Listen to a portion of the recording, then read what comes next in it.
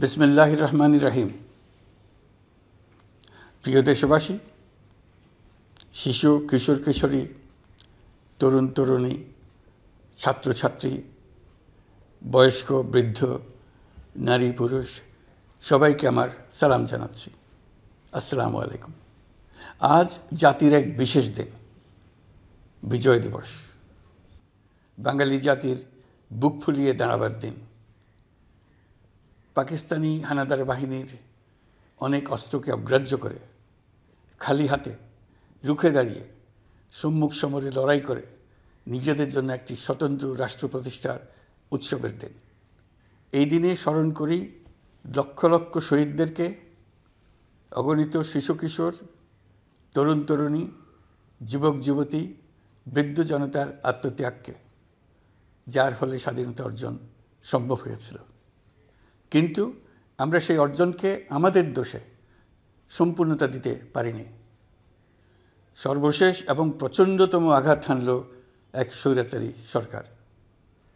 সে প্রতিজ্ঞা করেই বসছিল, এদেশের মঙ্গল হতে পারে এমন কিছুই সে অবশিষ্ট থাকতে দেবে না। এবছরের বিজয় দিবস বিশেষ কারণে মহানন্দের দিন। মাত্র 4 মাস আগে একটি অসম্ভব সম্ভব হয়ে গেল। দেশের সবাই মিলে একজোটে হুঙ্কার দিয়ে উঠল। পৃথিবীর ঘৃণ্যতম স্বৈরাচারী শাসককে পালিয়ে যেতে বাধ্য করে আমাদের প্রিয় দেশকে মুক্ত করেছে ছাত্র জনতার সম্মিলিত অভ্যুত্থান। যে হাজার হাজার শহীদ এবং আহতদের আত্মত্যাগ এবং ছাত্র জনতার অটুট ঐক্যের মাধ্যমে এই গণ অভ্যুত্থান সম্ভব হলো, তাদের সবাইকে স্মরণ করি এবং আজ এবারের মহাবিজয়ের দিনে সমগ্র জাতির পক্ষ থেকে তাদের প্রতি সশ্রদ্ধ সালাম জানাই। নাগরিক অধিকার ও মর্যাদা নিশ্চিতের জন্য, গণতন্ত্রের জন্য একটি বৈষম্যহীন দেশ গড়ার তাগিদে ছাত্র জনতা স্বৈরাচারীর রক্তচক্ষুকে উপেক্ষা করে রক্ত দিয়ে 4 মাস আগে নতুন বাংলাদেশ গড়ার জন্য যে ঐক্য গড়ে তুলেছিল, সে ঐক্য এখনও পাথরের মতো মজবুত আছে। মাত্র কয়েকদিন আগে জাতি আবার গর্জে উঠে সমগ্র পৃথিবীকে সে কথা জানিয়ে দিয়েছে। যখন পরাজিত শক্তি নড়ে চড়ে ওঠার চেষ্টা করছিল, সকল রাজনৈতিক দলের এবং সকল ধর্মের শীর্ষ ব্যক্তিদের এবং ছাত্রদের সমাবেশের মাধ্যমে এক কণ্ঠে সজোরে ঘোষণা দিয়েছিল, আমরা যে নিরেট ঐক্যের মাধ্যমে অভ্যুত্থান করেছি সে ঐক্য আরও জোরদার হয়েছে। 4 মাসের ব্যবধানে আমাদের ঐক্য কোথাও শিথিল হয়নি। নতুন বাংলাদেশ গড়ার সংকল্পে আমরা অটুট আছি। বহির্বিশ্বে চাতুর্যপূর্ণ প্রচারণা দিয়ে যারা আমাদের মধ্যে দূরত্ব সৃষ্টির চেষ্টা করছে, তারা দূরত্ব সৃষ্টি তো করতে পারেইনি, বরং সারা জাতিকে সগৌরবে উচ্চকণ্ঠে তার ঐক্যকে পৃথিবীর সামনে তুলে ধরতে উজ্জীবিত করেছে। পরাজিত শক্তি তাদের পরাজয় কিছুতেই মেনে নিতে পারছে না। তারা প্রতিদিন দেশের ভেতরে এবং বাইরে থেকে জনতার অভ্যুত্থানকে ব্যর্থ করার জন্য বিপুল অর্থ ব্যয়ে নানা ভঙ্গিতে তাদের চেষ্টা চালিয়ে যাচ্ছে। পাচার করা হাজার হাজার কোটি টাকা তাদের আয়ত্তে রয়েছে। তাদের সুবিধাভোগীরা সর্বত্র ছড়িয়ে আছে। আমাদের ঐক্য অটুট থাকলে তারা আমাদেরকে আমাদের লক্ষ্য অর্জন থেকে ব্যর্থ করতে পারবে না। সজাগ থাকুন, নিজের লক্ষ্যকে জাতির লক্ষ্যের সঙ্গে একীভূত করুন। পৃথিবীর কোনো শক্তিই আমাদেরকে আমাদের লক্ষ্য অর্জন থেকে বিচ্যুত করতে পারবে না। আমি দেশের গণমাধ্যম কর্মী ও জনগণের প্রতি আহ্বান জানাই, বিশ্বের কাছে দেশের প্রকৃত চিত্র তুলে ধরুন। অপপ্রচারের বিরুদ্ধে সত্যই হোক আমাদের হাতিয়ার। জাতির এই নিরেট ঐক্য এই বছরের বিজয় দিবসকে স্মরণীয় করে রাখবে, ইতিহাসের অনন্য স্থানে প্রতিষ্ঠিত করে রাখবে। এই ঐতিহাসিক অর্জনের জন্য দলমত নির্বিশেষে দেশের সকল তরুণ তরুণী, যুবক যুবতী, বৃদ্ধ বৃদ্ধা সবাইকে আমার অভিনন্দন জানাচ্ছি। এই ঐক্যের জোরে আমরা আমাদের সকল সমস্যার দ্রুত সমাধান নিশ্চিত করতে পারব। এই বিজয় মাসে আমাদের গণ অভ্যুত্থানকে অভিনন্দন জানাবার জন্য, আমাদের বিজয় দিবসে যোগ দেবার জন্য ঢাকায় এসছেন পূর্ব তিমোরের রাষ্ট্রপতি, নোবেল শান্তি পুরস্কার বিজয়ী প্রেসিডেন্ট হোসে রামোস হর্তা। তিনি তার দেশের মুক্তিযুদ্ধে নেতৃত্ব দিয়েছেন। আমাদের দেশের মুক্তিযুদ্ধ তাকে অনুপ্রাণিত করেছিল। 2002 সালে পূর্ব তিমোর স্বাধীন রাষ্ট্র হিসেবে প্রতিষ্ঠিত হয়। আমাদের জাতীয় উৎসবে শরীক হওয়ার জন্য জাতির পক্ষ থেকে তাকে আমরা স্বাগত জানাচ্ছি। কয়েকদিন আগে ইউরোপীয় ইউনিয়নের ১৯ জন রাষ্ট্রদূতের সঙ্গে আমার বৈঠক হয়েছে। এই প্রথমবারের মতো ইউরোপিয়ান ইউনিয়নের প্রায় সকল দেশের রাষ্ট্রদূতগণ একসঙ্গে ঢাকায় এসে সরকারের সঙ্গে বৈঠক করলেন। এই দেশগুলোর বেশিরভাগ দূতাবাস দিল্লিতে। তারা অনেকেই আগে কোনো দিন ঢাকায় আসেননি। এটি একটি ঐতিহাসিক ঘটনা। একত্রে ঢাকায় আসলেন শুধু এই বার্তা দেওয়ার জন্য যে ইউরোপীয় ইউনিয়ন বাংলাদেশকে সর্বোচ্চ সমর্থন ও সহযোগিতা দেওয়ার জন্য প্রস্তুত। অন্তর্বর্তীকালীন সরকারের সংস্কার উদ্যোগ এবং গণতান্ত্রিক পদ্ধতিতে নির্বাচনের প্রক্রিয়ার কথা আমি তাদেরকে জানিয়েছি। সেটিতে তারা পূর্ণ সমর্থন জানিয়েছেন এবং সরকারকে সর্বোচ্চ সহযোগিতা করবেন বলে জানিয়েছেন। বাংলাদেশের বিরুদ্ধে অপপ্রচার এবং ভুল তথ্য প্রচারের বিষয়েও আমি ইউরোপীয় ইউনিয়নের কূটনীতিকদের জানিয়েছি। ইউরোপীয় দেশগুলোর মধ্যে যাদের ভিসা অফিস নয়াদিল্লিতে আছে তাদেরকে ঢাকা বা অন্য কোনো প্রতিবেশী দেশে ভিসা অফিস নিয়ে আসার জন্য আমি অনুরোধ করেছি। আমি বলেছি, ইউরোপীয় দেশগুলোর বিশ্ববিদ্যালয়ে ভর্তির জন্য অনেক বাংলাদেশি শিক্ষার্থীর ভিসা পেতে সমস্যা হয়। তারা যদি ভিসা সেন্টার ঢাকায় নিয়ে আসেন তাহলে আমাদের ছেলে মেয়েদের ভোগান্তি কমে যাবে। এছাড়া অর্থনৈতিক ও সামাজিক ক্ষেত্রে তাদের সহযোগিতার মাত্রা বাড়ানোর বিষয়ে আমি আলাপ করেছি। বিশ্বব্যাংক সহ অন্যান্য সকল দাতা প্রতিষ্ঠানসমূহের কাছে আমাদের অর্থনীতির ভবিষ্যৎ সম্বন্ধে আস্থা প্রতিষ্ঠিত করতে অন্তর্বর্তীকালীন সরকার সক্ষম হয়েছে। তারা নতুন উদ্যোগে এবং নতুন উৎসাহে আমাদের সঙ্গে নতুন আর্থিক সম্পর্ক গড়ে তুলতে এগিয়ে এসছে। অর্থনীতির সাফল্যের ব্যাপারে দেশে এবং বিদেশে আস্থার সৃষ্টি হয়েছে। অন্তর্বর্তী সরকার যখন দায়িত্ব গ্রহণ করে অর্থনীতি তখন ভেঙে পড়ার অবস্থায়। গত 4 মাসে এই অবস্থার বিরাট পরিবর্তন হয়েছে। ব্যাংকিং ব্যবস্থায় আস্থা এবং নিয়ম শৃঙ্খলা ফিরে আসছে। কোনো ব্যাংক বন্ধ করে দিতে হয়নি। ব্যাংক যত দুর্বলই হোক তাকে টিকিয়ে রাখার ব্যবস্থা করা হয়েছে। প্রথম দিকে আমানতকারীর টাকা উত্তোলনের ব্যাপারে বিধিনিষেধ আরোপ করা হয়েছিল, এখন সেটা তুলে দেওয়া হয়েছে। বাংলাদেশ ব্যাংক সকল ব্যাংককে আমানতকারীর আমানত ফেরত দেওয়ার জন্য নতুন টাকার সরবরাহ দিতে প্রস্তুত হয়েছে। আশা করি এতে ব্যাংকিং ব্যবস্থায় সকলের আস্থা ফিরে আসবে। প্রিয় দেশবাসী, আমাদের সরকারের শুরুতেই একটি কমিটি নিয়োগ করেছিলাম, শ্বেতপত্র প্রণয়ন কমিটি। এই কমিটির কাজ ছিল অভ্যুত্থানের পর অর্থনীতি কোন পরিস্থিতিতে যাত্রা শুরু করলো তার একটা দলিল রচনা করা। এতে কি পেলাম কি পেলাম না তার একটা চিত্র তুলে ধরার দায়িত্ব দেওয়া হয়েছিল এই কমিটিকে। ডক্টর দেবপ্রিয়ের সভাপতিত্বে গঠিত 12 সদস্যের শ্বেতপত্র প্রণয়ন কমিটি নির্ধারিত সময়ে এই কঠিন কাজ সম্পন্ন করে আমাদের কাছে 400 পৃষ্ঠার একটা বিস্তারিত রিপোর্ট পেশ করেছে। রিপোর্ট পড়ে দেশের মানুষ হতভম্ব হয়ে গেছে। দেশে বিদেশে অনেক প্রতিষ্ঠান ও ব্যক্তি গভীর আগ্রহ নিয়ে এই রিপোর্টটি সংগ্রহ করছে। দেশের মধ্যে পত্রপত্রিকা, সেমিনার, আলোচনা সভা, টেলিভিশনে এই নিয়ে প্রচুর আলোচনা হচ্ছে। ফ্যাসিবাদী সরকার দেশের অর্থনীতিকে ভেঙে দিয়ে গেছে এটা সবাই বুঝতে পারছিল, কিন্তু অর্থনীতিকে কী পরিমাণ ধ্বংসস্তূপে পরিণত করে দিয়ে গেছে তার পরিমাপ সম্বন্ধে কোনো ধারণা করতে পারছিল না। শ্বেতপত্র প্রণয়ন কমিটি হিসেব নিকেশ করে এর পরিমাণ বের করে দিয়েছে। এই রিপোর্ট পড়ে সকলে অবিশ্বাস্য চোখে একে অপরের দিকে তাকাচ্ছে। কারো মুখে কথা বেরোচ্ছে না। দিন দুপুরে সকলের সামনে থেকে হাজার হাজার কোটি টাকা ব্যাংক থেকে পাচার করে নিয়ে গেছে। কেউ বলার ছিল না, কেউ দেখার ছিল না। যারা নিয়ে গেছে তাদেরকে কেউ বাধা দেয়নি, বরং সর্বস্তরে সবাই আগ্রহ সহকারে তাদের সঙ্গে সহযোগিতা করেছে। কারণ তারা সব আপন লোক। বিশাল বিশাল প্রকল্প নেওয়া হয়েছে ঋণের টাকায়। এসব প্রকল্পের মোড়কে বিশাল বিশাল অর্থ লুটপাট করেছে। প্রকৃত ব্যয়ের চাইতে কত বেশি ব্যয় ধরে কাদের হাতে টাকাটা পাচার করে দেওয়া হয়েছে তাও এই প্রতিবেদনে তুলে ধরা হয়েছে। শ্বেতপত্র প্রণয়ন কমিটি তাদের প্রতিবেদনে তুলে ধরেছে যে বার্ষিক উন্নয়ন ব্যয়ের প্রায় অর্ধেক টাকায় লুটপাট হয়েছে। দেশে এমন ধরনের পোষ্যতোষী পুঁজিবাদ তৈরি করা হয়েছিল যার সুবিধাভোগী ছিল স্বৈরাচার ও তার সহযোগীরা। প্রতিবেদনে উল্লেখ করা হয়েছে যে নির্দিষ্ট কিছু গোষ্ঠীকে সুবিধা দিতে যে পরিমাণ কর ছাড় দেওয়া হয়েছে সেটা অর্ধেকে নামিয়ে আনা গেলে দেশের শিক্ষা বাজেট দ্বিগুণ, স্বাস্থ্য বাজেট 3 গুণ করা সম্ভব ছিল। পাচার করা এই টাকা আপনাদেরই টাকা। তারা প্রকাশ্যে আপনাদের কষ্টার্জিত টাকা লুট করে বিদেশে ভোগবিলাসে ব্যয় করছে।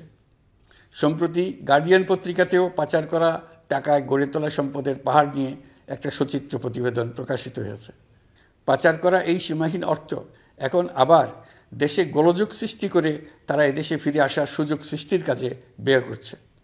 আপনারা দেখতেই পাচ্ছেন এই টাকা কীভাবে দেশের সংহতির বিরুদ্ধে সকল প্রকার অপপ্রচারের কাজে লাগানো হচ্ছে। প্রতি বছর অর্থনৈতিক প্রবৃদ্ধির যে হার দেখানো হয়েছে সেটাও মন গড়া।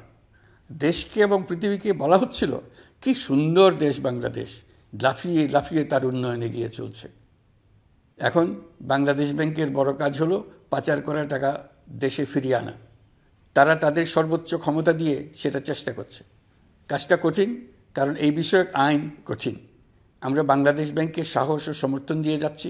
বারবার বলছি, অন্তর্বর্তী সরকারের আমলে আংশিক টাকা হলেও যেন ফেরত আনা যায়। প্রিয় দেশবাসী, অন্তর্বর্তীকালীন সরকার দায়িত্ব নেওয়ার পর বিভিন্ন খাতে সংস্কারের লক্ষ্যে গুম কমিশন সহ 15টি কমিশন গঠন করেছে। এসব কমিশন পূর্ণ উদ্যমে তাদের কাজ করে যাচ্ছে। গুম কমিশন গত পরশু তাদের প্রতিবেদনের প্রথম খণ্ড আনুষ্ঠানিকভাবে পেশ করে গেছেন। গুমের শিকার বহু পরিবারের নিরাপত্তার স্বার্থে এটা এখন প্রকাশ করা যাচ্ছে না। এই প্রতিবেদন পড়ার আগেই আপনাদেরকে সাবধান করে রাখি, এটা একটা লোমহর্ষক প্রতিবেদন। মানুষ মানুষের প্রতি কী পরিমাণ নৃশংস হতে পারে এতে আছে তার বিবরণ। অবিশ্বাস্য বর্ণনা। সরকারের আক্রোশের শিকার হয়ে ঘটনাচক্রে যারা এখনও বেঁচে আছেন তারা আজ পর্যন্ত মুখ খুলতে সাহস করছেন না। তাদের ভয় কিছুতেই কাটছে না। তাদের ভয় হঠাৎ যদি ওই জালেমরা আবার ক্ষমতায় আসে তাহলে তাদের প্রতি এরা নৃশংসতম হবে। গত সরকারের ঘৃণ্যতম অধ্যায়ের ঐতিহাসিক দলিল হিসেবে এই প্রতিবেদন অমর হয়ে থাকবে। আমি আশা করছি কমিশনগুলো এখন থেকে নিয়মিতভাবে তাদের নির্ধারিত সময়ের মধ্যে তাদের প্রতিবেদন ও সুপারিশমালা পেশ করতে থাকবে। প্রিয় দেশবাসী, আমাদের সংস্কারের যে আকাঙ্ক্ষা সেটি বাস্তবায়নে প্রতিটি কমিশনই আমাদের জন্য গুরুত্বপূর্ণ। তবে নির্বাচন ব্যবস্থা সংস্কার ও সংবিধান সংস্কার কমিশনের কথা আমি একটু আলাদাভাবে বলতে চাই। কেননা এই দুটি কমিশনের সুপারিশের উপর প্রধানত নির্ভর করছে আমাদের আগামী নির্বাচন প্রস্তুতি ও তারিখ। এই প্রসঙ্গে বড় খবর হলো প্রধান নির্বাচন কমিশনার সহ নির্বাচন কমিশন গঠন করা হয়ে গেছে। কমিশন দায়িত্ব গ্রহণ করেছে। এখন থেকে তাদের হাতে দায়িত্ব ন্যস্ত হলো ভবিষ্যৎ সরকার গঠন করার প্রক্রিয়া শুরু করার। তারা তাদের প্রস্তুতির কাজ শুরু করেছেন। তাদের হাতে অনেক কাজ। প্রথমে সবচেয়ে বড় কাজ ভোটার তালিকা হালনাগাদ করা। এটা এমনিতেই কঠিন কাজ। এখন কাজটা আরও কঠিন হলো এই জন্য যে গত 3টা নির্বাচনে ভোটারদের অংশগ্রহণ করার সুযোগ ছিল না। ভোটার তালিকা যাচাই করার সুযোগ হয়নি কারণ। গত 15 বছরে যারা ভোটার হওয়ার যোগ্য হয়েছে তাদের সবার নাম ভোটার তালিকায় তোলা নিশ্চিত করতে হবে। এটা একটা বড় কাজ। ছাত্র জনতার অভ্যুত্থানের পর এখানে গলদ রাখার কোনো সুযোগ নেই। দীর্ঘদিন পর এবার বহু তরুণ তরুণী জীবনে প্রথমবারের মতো ভোট দেবে। অতীতে তাদেরকে সে অধিকার এবং আনন্দ থেকে বঞ্চিত করা হয়েছে। তাই এবারের নির্বাচনে তাদের ভোটদান একটি স্মরণীয় ঘটনা হয়ে থাকবে। এই অভিজ্ঞতাকে মসৃণ করার সমস্ত আয়োজন করতে হবে। আমার একান্ত ইচ্ছা এবারের নির্বাচনে প্রথমবারের তরুণ তরুণী ভোটাররা শতকরা 100 কাছাকাছি সংখ্যায় ভোট দিয়ে একটি ঐতিহ্য সৃষ্টি করুক। নির্বাচন কমিশন এবং সকল সামাজিক প্রতিষ্ঠান ও রাজনৈতিক দলের প্রতি আমার আহ্বান, সবাই মিলে আমরা যেন ওই লক্ষ্য অর্জনে নানা প্রকার সৃজনশীল কর্মসূচি গ্রহণ করি। এখন থেকে সবাই মিলে এমন একটা ঐতিহ্য সৃষ্টি করি যেন স্থানীয় নির্বাচন সহ সকল নির্বাচনে সকল কেন্দ্রে প্রথমবারের ভোটাররা 100% কাছাকাছি সংখ্যায় ভোটদান নিশ্চিত করবে। এটা নিশ্চিত করতে পারলে ভবিষ্যতে কোনো সরকার মানুষের ভোটাধিকার কেড়ে নেবার সাহস করতে পারবে না। নতুন ভোটার ছাড়াও যাদের আগে থেকে ভোটার তালিকায় নাম থাকার কথা ছিল তারা ভোটার তালিকায় আছে কিনা তা নিশ্চিত করতে হবে। বিশেষ মনোযোগ দিয়ে ভুয়া ভোটারদেরকে তালিকা থেকে বের করে দিতে হবে। এবার আমরা প্রবাসী বাংলাদেশিদেরকে ভোট দেওয়া নিশ্চিত করতে চাই। অতীতে আমরা এই ব্যাপারে অনেকবার আশ্বাসের কথা শুনেছি। এই সরকারের আমলে এটা যেন প্রথমবারের মতো বাস্তবায়িত হয়, এটা আমরা নিশ্চিত করতে চাই। এর জন্য একটা নির্ভরযোগ্য ব্যবস্থা করতে হবে। সব কিছুই সমসাপেক্ষ ব্যাপার। এর সঙ্গে যদি আমরা নির্বাচন প্রক্রিয়া আরও উন্নত করতে চাই, নির্বাচন সংস্কার কমিশনের সুপারিশমালা বাস্তবায়ন করতে চাই, তাহলে প্রয়োজনীয় সংস্কারের বিস্তৃতি ও গভীরতা অনুসারে নির্বাচন কমিশনকে সময় দিতে হবে। আমি সকল প্রধান সংস্কারগুলো সম্পন্ন করে নির্বাচন আয়োজন করার ব্যাপারে বরাবর আপনাদের কাছে আবেদন জানিয়ে এসেছি। তবে রাজনৈতিক ঐকমত্যের কারণে আমাদেরকে যদি অল্প কিছু সংস্কার করে ভোটার তালিকা নির্ভুলভাবে তৈরি করার ভিত্তিতে নির্বাচন সম্পন্ন করতে হয়, তাহলে 2025 সালের শেষের দিকে নির্বাচন অনুষ্ঠান হয়তো সম্ভব হবে। আর যদি এর সঙ্গে নির্বাচন প্রক্রিয়া এবং নির্বাচন সংস্কার কমিশনের সুপারিশের পরিপ্রেক্ষিতে এবং জাতীয় ঐকমত্যের ভিত্তিতে প্রত্যাশিত মাত্রার সংস্কার যোগ করি, তাহলে অন্তত আরও 6 মাস অতিরিক্ত সময় লাগতে পারে। মোটা দাগে বলা যায় 2025 সালের শেষ দিক থেকে 2026 সালের প্রথমার্ধের মধ্যে নির্বাচনের সময় নির্ধারণ করা যায়। প্রিয় দেশবাসী, যে কোনো সংস্কারের কাজে হাত দিতে গেলে রাজনৈতিক ঐকমত্যের প্রয়োজন। এই ঐকমত্যে পৌঁছানোর প্রক্রিয়া কি হবে? অন্তর্বর্তীকালীন সরকার এভাবে অগ্রসর হবার প্রস্তুতি নিচ্ছে। অন্তর্বর্তীকালীন সরকার প্রথম পর্যায়ে 6টি সংস্কার কমিশন গঠন করেছে। এরা শীঘ্রই চূড়ান্ত প্রতিবেদন পেশ করবে বলে আশা করি। আমরা এই 6 কমিশনের চেয়ারম্যানদের নিয়ে একটি জাতীয় ঐকমত্য গঠন কমিশন প্রতিষ্ঠা করার দিকে অগ্রসর হচ্ছে। এর কাজ হবে রাজনৈতিক দল সহ সকল পক্ষের সঙ্গে মতামত বিনিময় করে যে সমস্ত বিষয়ে ঐকমত্য স্থাপন হবে সেগুলো চিহ্নিত করা এবং বাস্তবায়নের জন্য সুপারিশ করা। যেহেতু জাতীয় ঐকমত্য প্রতিষ্ঠা করা অন্তর্বর্তীকালীন সরকারের অতি গুরুত্বপূর্ণ দায়িত্ব, তা বিবেচনা করে আমি এই কমিশনের চেয়ারম্যানের দায়িত্ব পালন করব। আমার সাথে এই কমিশনের সহসভাপতির দায়িত্ব পালন করবেন অধ্যাপক আলী রিয়াজ। কমিশন প্রয়োজন মনে করলে নতুন সদস্য কোঅপ্ট করতে পারবে। প্রথম 6টি কমিশনের চূড়ান্ত প্রতিবেদন পাওয়ার পর আগামী মাসেই জাতীয় ঐকমত্য গঠন কমিশন তার কাজ শুরু করতে পারবে বলে আমি আশা করছি।